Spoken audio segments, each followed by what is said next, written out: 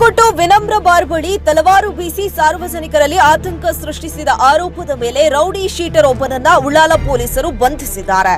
ಬಂಧಿತನನ್ನ ಉಳ್ಳಾಲದ ಮರ್ಗತಲೆ ನಿವಾಸಿ ಮೊಹಮ್ಮದ್ ಶಾಕೀರ್ ಎಂದು ಗುರುತಿಸಲಾಗಿದೆ.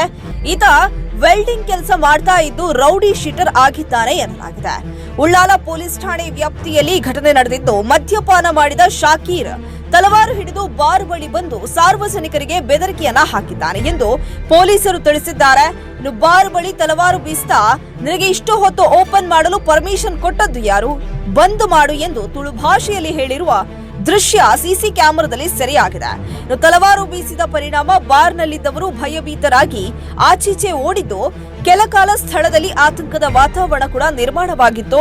ಘಟನೆಗೆ ಸಂಬಂಧಿಸಿದಂತೆ ಪೊಲೀಸರು ಶಾಕೀರ್ನನ್ನ ಬಂಧಿಸಿದ್ದು, ಆತನಿಂದ ಕೃತ್ಯಕ್ಕೆ ಬಳಸಿದ ತಲವಾರನ್ನ ವಶಪಡಿಸಿಕೊಂಡಿದ್ದಾರೆ ಎನ್ನಲಾಗಿದೆ. ಪ್ರಕರಣದಲ್ಲಿ ಮತ್ತೋರ್ವನಾದ ಮಂಚಿಲ ನಿವಾಸಿ ಅಶ್ಫಾಕ್ ಎಂಬಾತನನ್ನ ಪೊಲೀಸರು ಬಂಧಿಸಿದ್ದಾರೆ ಎಂದು ತಿಳಿದು ಬಂದಿದೆ. ಶಸ್ತ್ರಾಸ್ತ್ರ ಕಾಯ್ದೆ ಸೇರಿದಂತೆ ವಿವಿಧ ಸಂಬಂಧಿತ ಸೆಕ್ಷನ್ಗಳ ಅಡಿಯಲ್ಲಿ ಪ್ರಕರಣ ದಾಖಲಿಸಿಕೊಂಡಿರುವ ಉಳ್ಳಾಲ ಪೊಲೀಸರು ಮುಂದಿನ ತನಿಖೆಯನ್ನ ನಡೆಸ್ತಾ ಇದ್ದಾರೆ.